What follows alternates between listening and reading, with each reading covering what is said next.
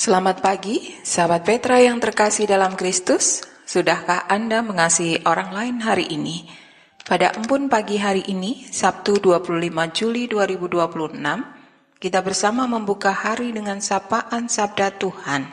Bersama saya, Pendeta Dorcas Natalina dari Gereja Kristen Jawa Gontokusuman, Yogyakarta. Adapun tema renungan hari ini adalah jangan hanya meminta tanda. Berdasar dari bacaan Matius 12 ayat 38 sampai 42. Mari kita siapkan hati dengan merendahkan hati di hadapan Allah bersama kita berdoa. Allah Bapa Surgawi, kami bersyukur Tuhan senantiasa menuntun kami. Dan saat ini kami juga mohon tuntunan Tuhan melalui firman-Mu. Bersabdalah kami mendengarkan, bersabdalah kami mohon Allah Roh yang Kudus menolong kami untuk kami mengerti akan kehendak Tuhan, dan kami dimampukan untuk melakukannya, sehingga nama Tuhan yang dipermuliakan. Di dalam nama Tuhan Yesus Kristus, kami berdoa dan mengucap syukur. Amin. Pembacaan Alkitab dari kitab Matius pasal 12, ayat 38 sampai ayat 42. Saya membaca dari Alkitab Terjemahan Baru edisi 2, Lembaga Alkitab Indonesia yang beri judul Tanda Yunus. Pada waktu itu berkatalah beberapa ahli Taurat dan orang Farisi kepada Yesus, "Guru, kami ingin melihat suatu tanda dari Engkau." Jawabnya kepada mereka, "Generasi yang jahat dan tidak setia ini menuntut suatu tanda, tetapi kepada mereka tidak akan diberikan tanda selain tanda Nabi Yunus. Sebab seperti Yunus tinggal di dalam perut ikan besar 3 hari 3 malam, demikian juga anak manusia akan tinggal di dalam rahim bumi 3 hari 3 malam. Pada waktu penghakiman, orang-orang Niniwe akan bangkit bersama generasi ini dan menghakimi mereka, sebab orang-orang Niniwe itu bertobat ketika mendengar pemberitaan Yunus, dan sesungguhnya yang ada di sini lebih daripada Yunus. Pada waktu penghakiman, ratu dari sekelatan itu akan bangkit bersama generasi ini dan menghakimi mereka juga. Sebab ratu ini datang dari ujung bumi untuk mendengarkan hikmat Salomo, dan sesungguhnya yang ada di sini lebih daripada Salomo." Demikian pembacaan Alkitab yang berbahagia ialah setiap orang yang mendengarkan firman Tuhan dan yang memeliharanya. Haleluya. Sahabat Petra yang terkasih, tema renungan pagi hari ini adalah jangan hanya meminta tanda.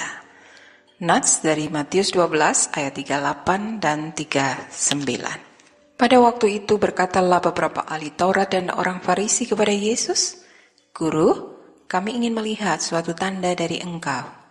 Jawabnya kepada mereka, "Generasi yang jahat dan tidak setia ini menuntut suatu tanda, tapi kepada mereka tidak akan diberikan tanda selain tanda Nabi Yunus."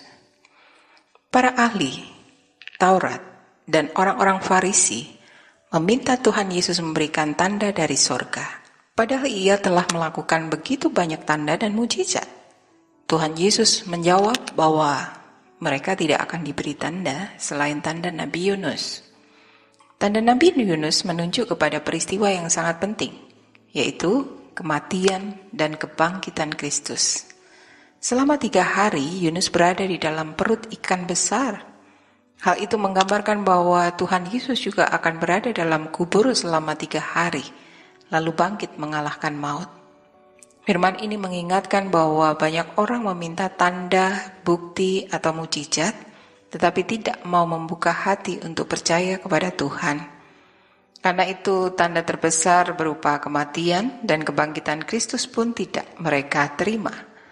Padahal, peristiwa itu merupakan tanda kasih Allah yang sejati bagi umat manusia. Namun, tidak semua orang mampu melihat dan menerimanya. Marilah kita membuka hati agar dapat melihat tanda-tanda yang Tuhan berikan setiap hari.